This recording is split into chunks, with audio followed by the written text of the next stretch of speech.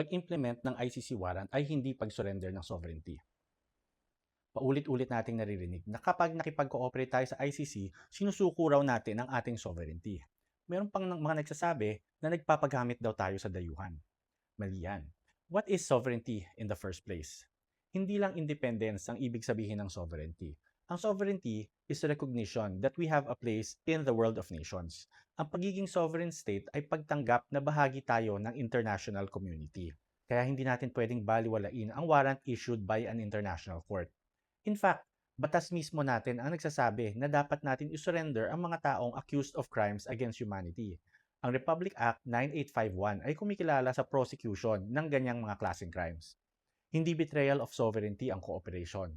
On the contrary, ito ay ang pag-exercise ng sovereignty natin. Dahil, sabi ng Constitution, sovereignty resides in the people.